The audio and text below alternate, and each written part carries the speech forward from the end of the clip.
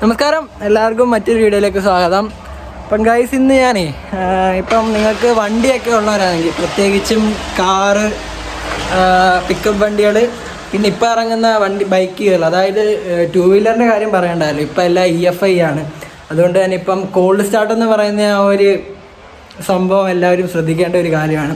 അപ്പം ഒരു വണ്ടി എങ്ങനെ കറക്റ്റായിട്ട് കോൾഡ് സ്റ്റാർട്ട് ചെയ്യാമെന്നുള്ളതിനെ പറ്റിയിട്ടുള്ളൊരു വീഡിയോ എന്തായാലും നിങ്ങൾക്ക് പരിചയപ്പെടുത്താമെന്ന് വിചാരിച്ചു. അപ്പം ലൈലൻഡിൻ്റെ ദോസ്ത് വണ്ടി വെച്ച് ഞാൻ നിങ്ങൾക്ക് ജസ്റ്റ് ഒന്ന് കാണിച്ചു തരാം. വണ്ടി അപ്പുറത്ത് കിടക്കുക. ഓക്കെ ഗൈസ്, അപ്പം വേണ്ട, ഇതാണ് വണ്ടി. ഫുള്ള് മൂടിയിട്ടേക്കുക.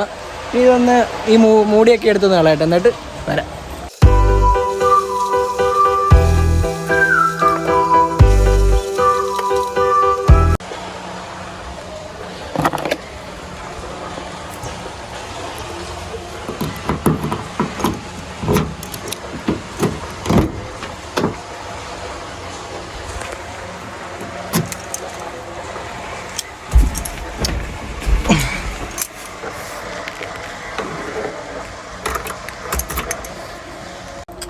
ഓക്കെ ഗൈസ്, അങ്ങനെ നമ്മൾ വണ്ടിയുടെ അകത്ത് കയറിയിട്ടുണ്ട്. ഇതാണ് ദോസ്ത് പ്ലസിൻ്റെ ഇൻറ്റീരിയർ. ഇൻ കേസ് നിങ്ങൾ കണ്ടിട്ടില്ലെങ്കിൽ, AC വേരിയൻ്റ് ആണ്. ഇവിടെ AC യുടെ കൺട്രോളൊക്കെ കാണാം, പിന്നെ വെൻറ്റ് കാണാം. അതിപ്പം അടച്ചു വെച്ചേക്കുവാണ്, കാരണം ലോഡ് അടിക്കുമ്പം പൊടിയൊന്നും കയറാതിരിക്കാൻ വേണ്ടി. ഉണ്ടല്ലോ, അവിടെ ഒരു ലോക്ക് ചെയ്യാൻ പറ്റുന്ന രീതിയിലുള്ള ഗ്ലൗ ബോക്സ് ഒക്കെ ഉണ്ട്.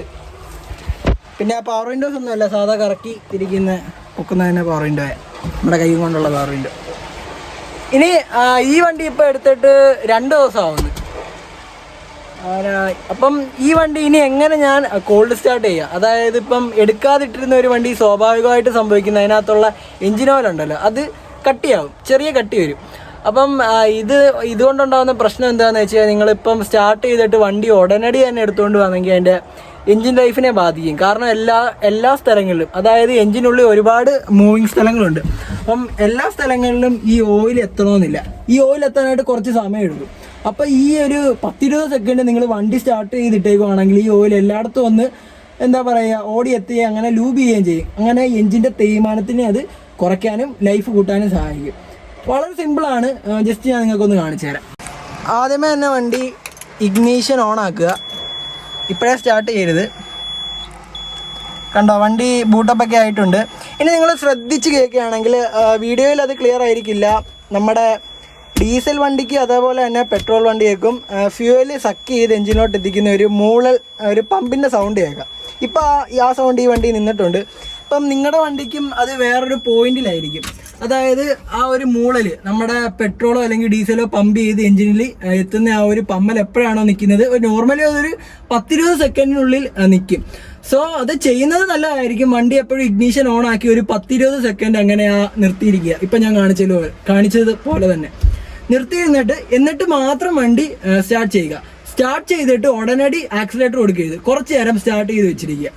ഒരു മിനിമം ഒരു 20-30 സെക്കൻഡ് എങ്കിലും വണ്ടി വാമപ്പ് ചെയ്യാൻ വെച്ചിരിക്കുക.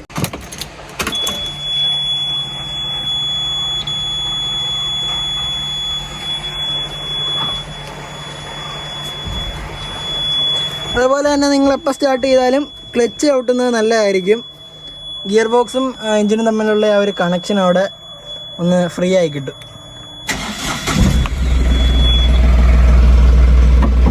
ന്യൂട്രലൊക്കെയാന്ന് ഉറപ്പ് വരുത്തണേ. ഓക്കെ, വണ്ടി ഇപ്പോൾ സ്റ്റാർട്ട് ആയിട്ടുണ്ട്. ഇനി ഒരു 10-30 സെക്കൻഡ് ഇങ്ങനെ ഓണാക്കി ഇട്ടേക്കണം.